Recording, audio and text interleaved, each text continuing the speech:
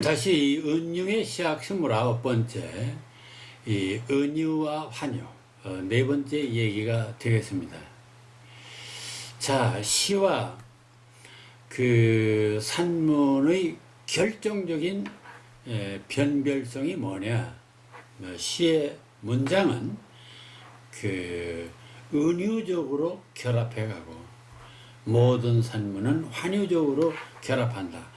거기서 바로 시와 산문의 결정적인 차이가 있다라는 것을 앞 시간에 야콥슨의 이론을 통해서 살펴봤습니다.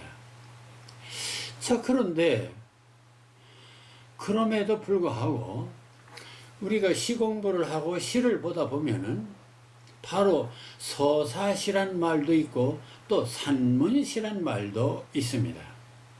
그런가 하면 최근에 환유의 시란 말까지 나옵니다. 아니, 시는 은유적인 건데 그런 게 은유의 시라고 하는 것이 맞을 텐데 어떻게 환유의 시란 말이 있을 수 있는가? 자, 그러니까 서사시, 산문시, 산문시도 있고 서사시도 있고 또 최근에는 환유의 시, 또 환유시란 말을 쓰기도 합니다. 그래서 이 시간에는 이 부분들에 대한 것을 좀 살펴보아야겠습니다. 그동안의 역사를 보면 시는 감성, 그리고 산문은 이성이라는 그 이분법적 굴레를 씌워서 시를 비과학적이고 비이성적인 것으로 매도했습니다.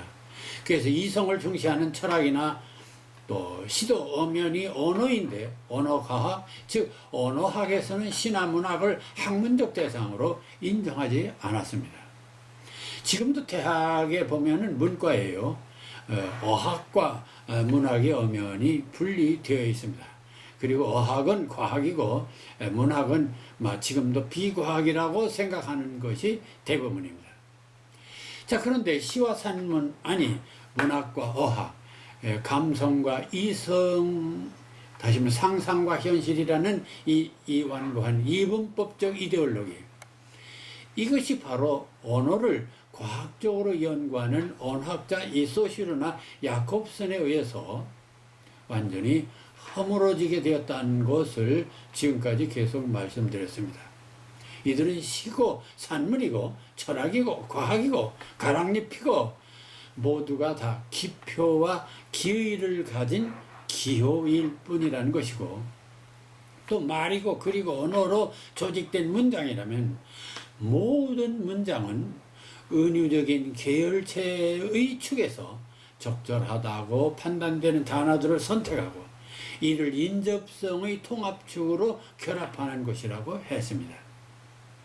그런데 시의 문장을 보면 특별하게도 인접성의 이 통합축으로 결합하는 과정을 등가성의 은유적인 것으로 결합해서 투사해 나간다는다.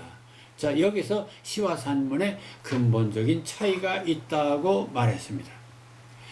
자, 이는 그동안 문학이나 시는 비논리적이기 때문에 해석도 비논리적일 수밖에 없다는 통솔을 깨고 문학이나 시도 언어학자에 의해서 논리적으로 해석할 수 있다는, 말하자면 시도 언어과학의 대상이 될 수 있다는 이 획기적인 발상 전환의 계기를 마련한 것이라 했습니다. 그런데 그럼 모든 시가 다 정말 이 시의 모든 시들의 문장은 그 시의 결합 과정에서 인접성이 아닌 등가성으로 환유한 은유로 결합하고 있는가 하는 것입니다.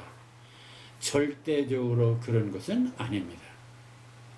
시도 산문처럼 인접성에 의한 이 환유적 결합의 경우가 있습니다. 그 다음에 이런 시는 은유적인 결합의 시가 아니라 환유적인 결합의 시라고 하겠는데, 역사적으로 보면 서사시, 산문시가 그렇습니다. 이 시들은 물론 은유도 포함되어 있지만은 산문성이 매우 강하게 구성되어 있습니다. 그리고 최근에는 아예 환유적인 시, 은유적인 시와 대등하게 환유적인 시여야 한다고 주장하기까지 합니다.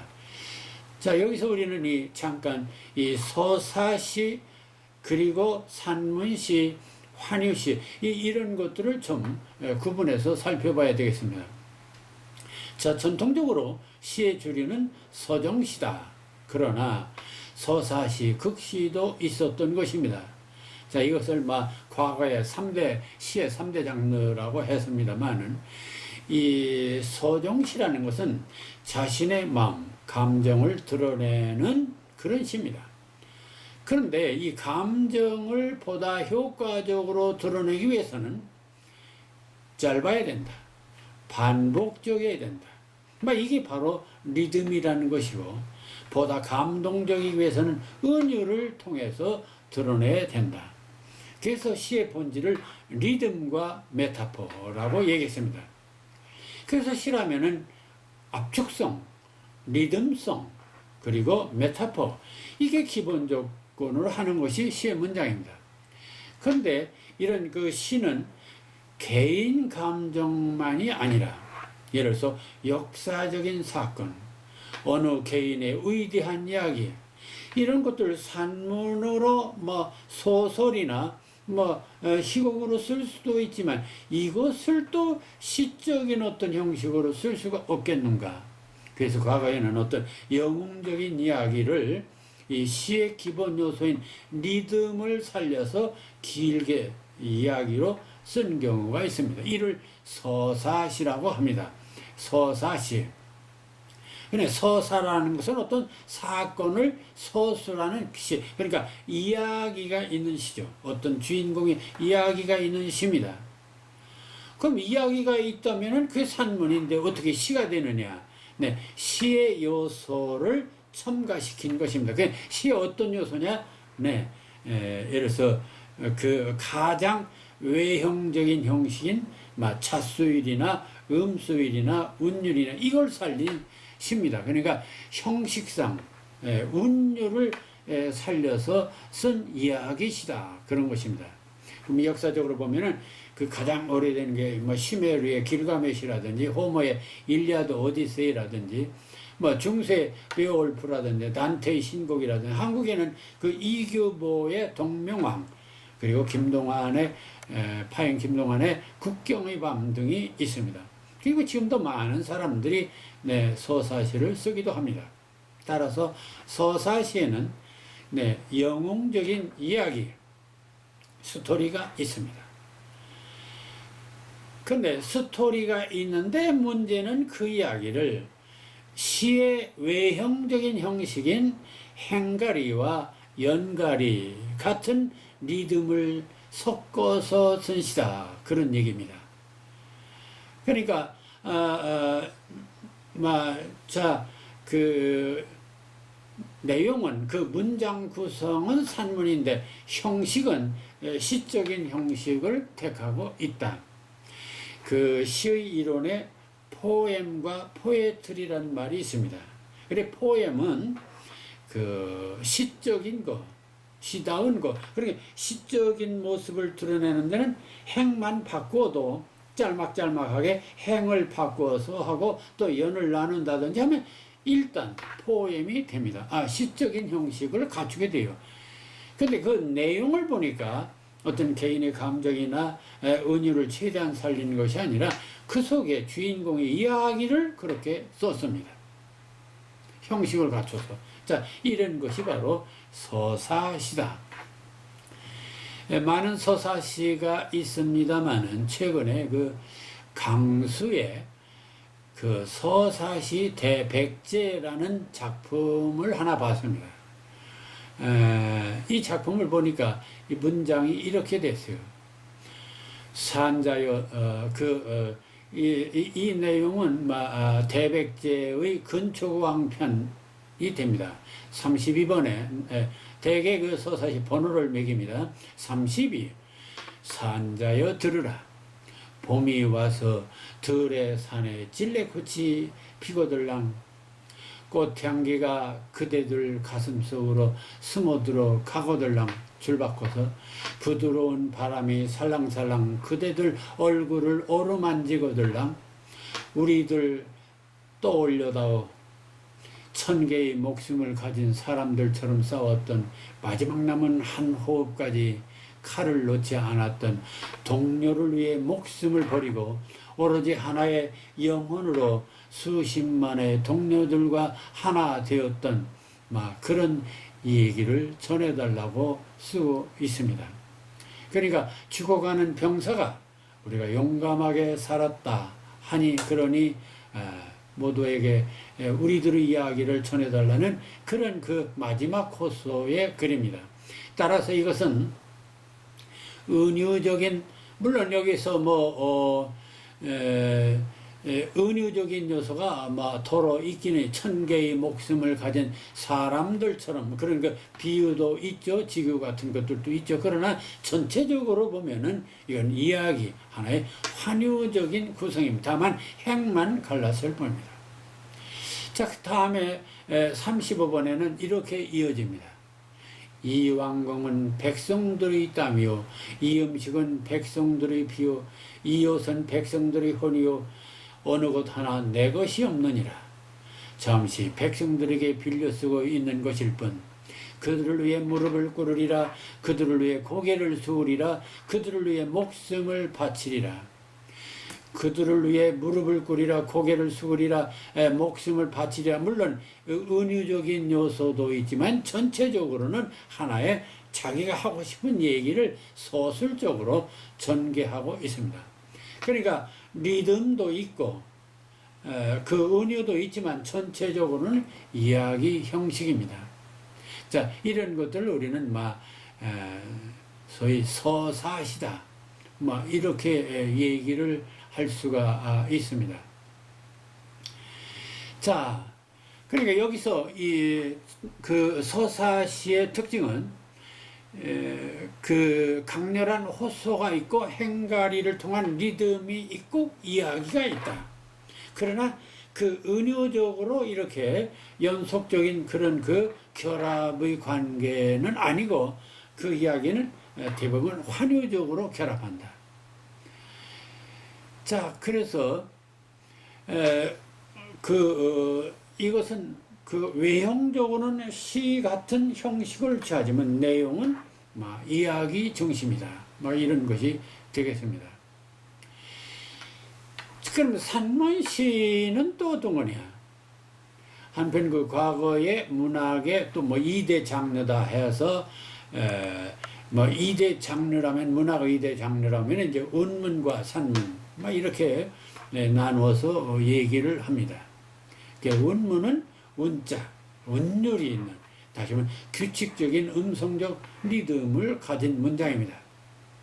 그러니까 규칙적인 리듬이라면 일정한 음성률, 자수율, 운율 또는 행가리 이런 것들이 있는 것이죠. 그래서 이제 고대시를 우리는 정형시다 이렇게 말했죠. 그러나 모든 장르는 그렇게 고정불변일 수만은 없습니다. 그래서 이런 고정적인 그런 정형시의 형태에서 어떤 변형을 시도하게 됩니다. 그 변형을 시도하는 것에서 바로 이제 과거의 정형적인 운율의 형식을 타파하고 좀 자유롭게 개성적인 리듬, 즉 내재율을 추구하는 그런 시를 선호하게 됩니다. 그게 바로 현대 자유시죠. 그래서 이제 자유시가 어떤 현대의 주류를 이루고 있습니다. 그런데 이런 내재적인 자유시를 이렇게 가지고 이렇게 활용하면서 시 활동을 하다가 그 중에서 특히 이 행가리를, 그러니까 과거시나 현대시나 일단 행가리가 규칙은 아니지만 현대시도 행가리는 합니다. 또 연가리도 합니다. 그런데 이 행가리, 연가리, 그러니까 시라고 하는 것은 산문처럼 긴 문장이 아니고 짧은 압축된 문장인데, 그래서 옛날 시나 오늘날 시나 어쨌든 행가리와 연가리를 하는데, 현대시, 이 자유시에 와서 그 연갈이나 행갈이 그 자체를 무시하고 압축된 시의 방식을 택할 수 없겠는가? 자, 여기서 나온 것이 소위 산문시라는 것입니다. 그러니까 우리가 시하면 은유적으로 연속해서 결합해야 되는데 뭐 그렇게 그 은유적으로 결합하려면 상당히 그 상상력을 구사해야 되고 아주 힘이 듭니다. 그러니까 그러지 말고 그냥 산문처럼 써나가되 좀 그것을 압축해서 쓰는 방법이 없을까?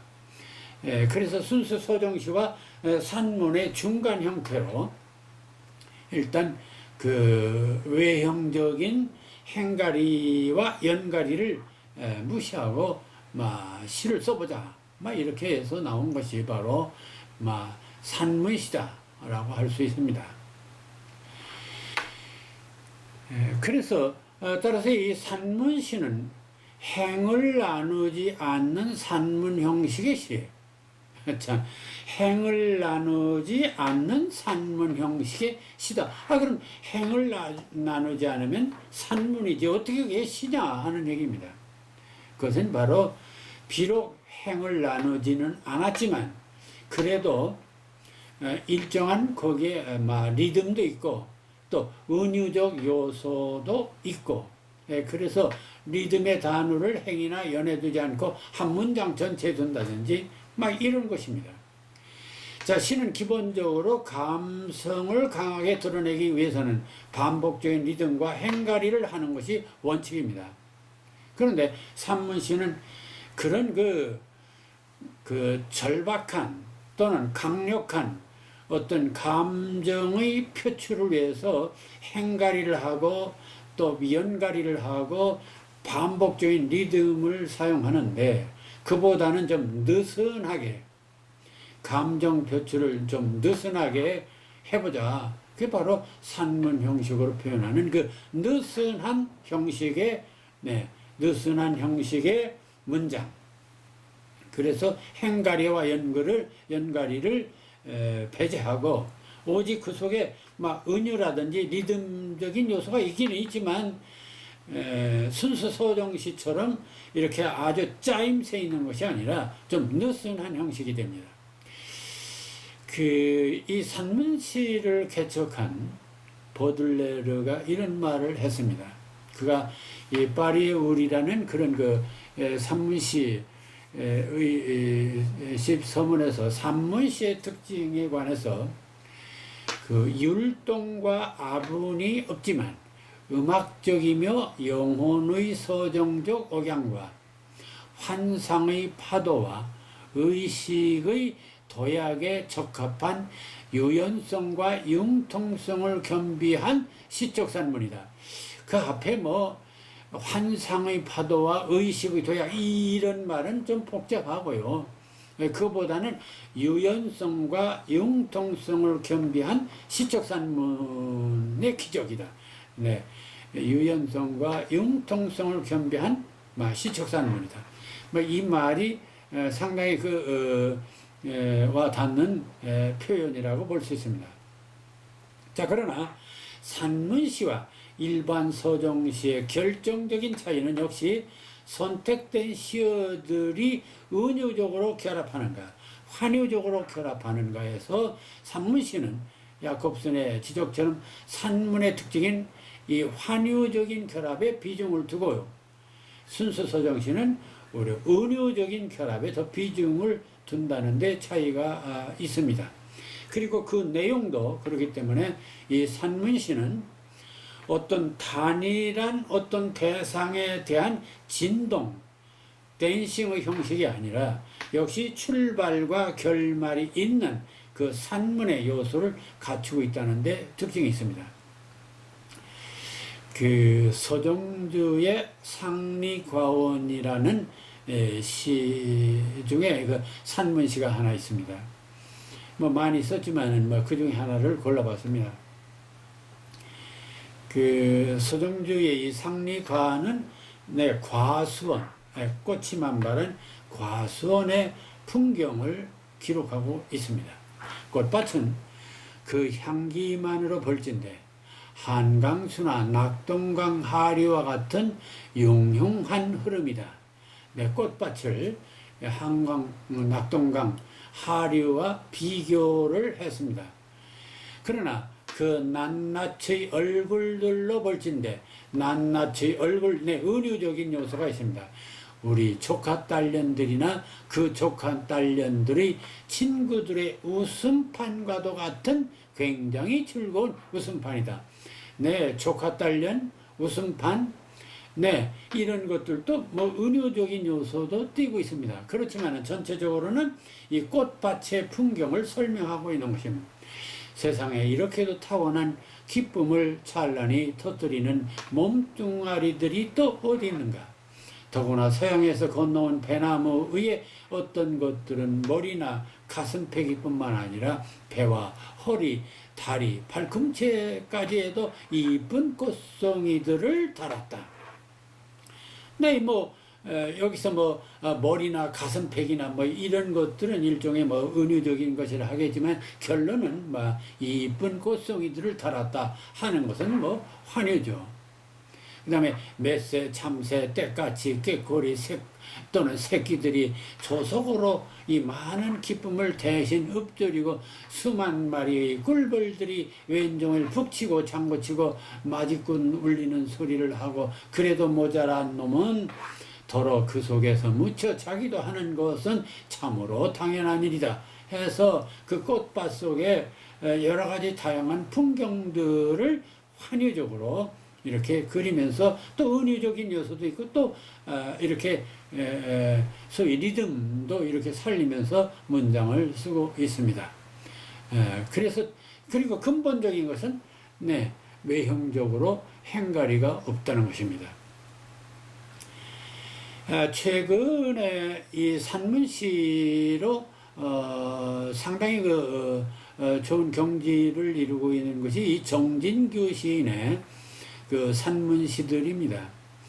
그 중에 여기 달항아리라는 시가 있는데 한번 이것도 읽어보겠습니다. 한여름 내내 1000개의 애벌 그 위에 한여름 내내 쓴 적이 있다. 붓이 잘 나가질 않았다. 들끓는 날을 청화로 달랜 적이 있다. 자주 어지럽던 슬픔의 은피를 구워낸 적이 있다. 슬픔의 사흘밤 사흘낮 불을 지피자 항아리가 빚어졌다. 슬픔이 항아리를 빚어낸다. 터질 듯 할 항아리로 떴다. 속을 비워냈다. 터질 듯 비워냈다. 그때부터 그런 아궁이 하나를 지니게 되었다. 너는 떠나고 이제는 진종일 혼자서 장작을 팼다. 이번 한여름에도 사흘밤 사흘낮 불을 떼야 할 모양이다. 슬픔의 운필이 또다시 시작되었다. 벌써 호되다. 이것은 하나의 달항아리를 구워내는 그러한 뜨거운 과정의 이야기면서도 동시에 이 운필이란 말을 써요. 붙이가 않은 글쓰기죠. 그러니까 이 달항아리를 만들어가는 과정의 땀방울과 고뇌와 그리고 글쓰기의 고뇌가 함께 어우러진 그런 아주 잔잔하면서도 감동적인 이야기가 되겠습니다. 자, 이들 시는 지금까지 시가 가장 중요시한 행을 해체한 시입니다. 시행이란 이미지, 리듬, 의미 또는 정서의 단위로 시를 시작해 하는 외형적인 요인입니다. 그런데 이러한 시들을 극도로 제한하고 산문처럼 행을 연결해서 소술한 것입니다.